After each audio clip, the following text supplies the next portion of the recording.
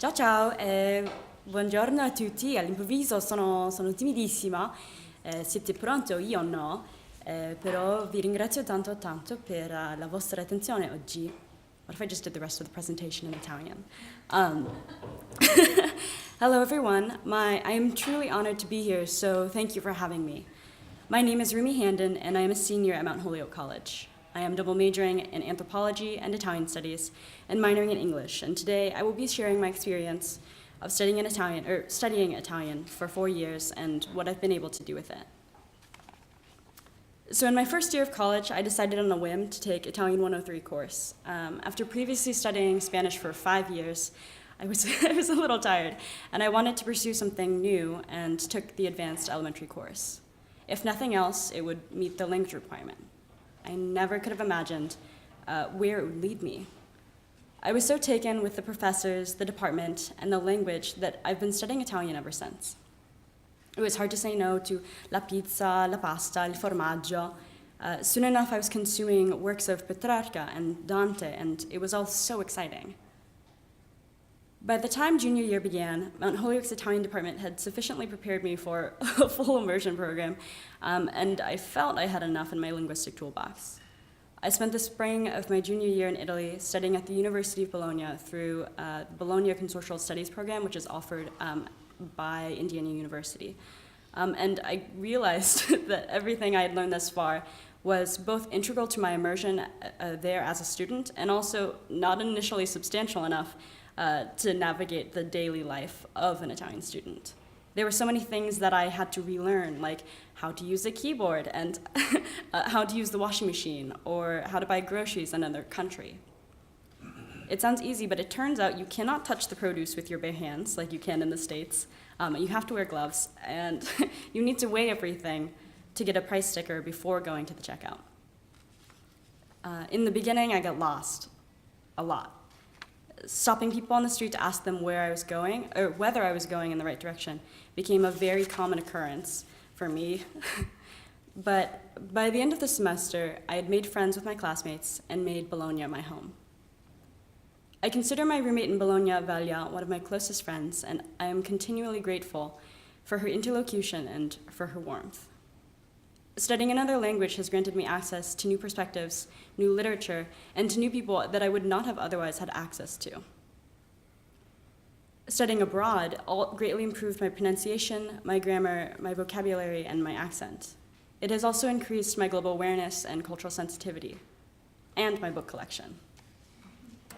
My study of Italian has enabled me to transcribe notes for a researcher in the Women's Library of Bologna, to remain that summer of junior year to teach English at an elementary school, and in that same summer to conduct research in Italy's assisted reproductive, on Italy's assisted reproductive technologies legislation.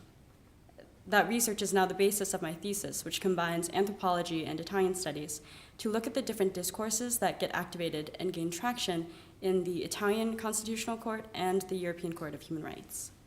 I will, however, refrain from digging into that material, or else we will be here all day. But if you're interested, I'll be here tomorrow describing my work at the Five College Anthropology Conference. Comunque, or in any case, the Italian department has empowered me with tools, linguistic and otherwise, to venture out into the world, and they've also allowed me to do the same for others. I was an Italian tutor in junior year, and when I returned from Bologna, I became a language assistant and a language mentor. As a senior now, it is humbling and it is an honor to actively participate in the teaching of Italian for students who are starting where I started, at the very beginning, and to share their enthusiasm in learning a new language. My acquisition of Italian has allowed me a new lens through which to see and to understand the world, given me different ways to approach a question, and offered me new opportunities.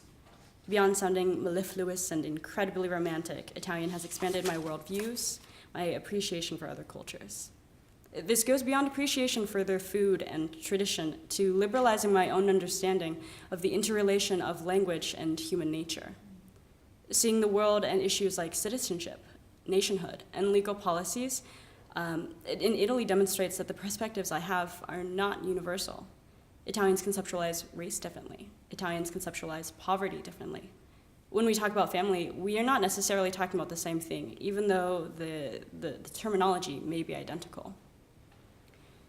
Meeting new people and being able to communicate with them on their own terms has made me aware of my own privilege as an English-speaking American, and surprisingly deconstructed my Eurocentricness.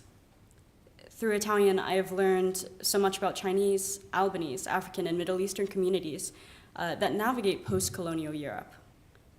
I cannot stress enough the importance of communication, or the many ways in which I have learned to convey meaning and understand the foreign. I have become more flexible, adaptable to new environments, and humbled by my ignorance. In summary, learning Italian has been invaluable.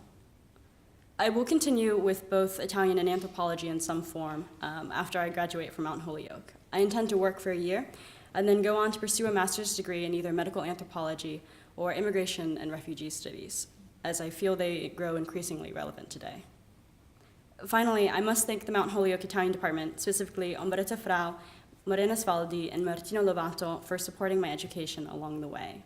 Without them, everything that I'm sharing today would not be possible. Thank you also to the many hands that made this conference possible, including Tracy Capezzi for facilitating the presentations, and to Smith College for hosting. È stato un piacere. Thank you.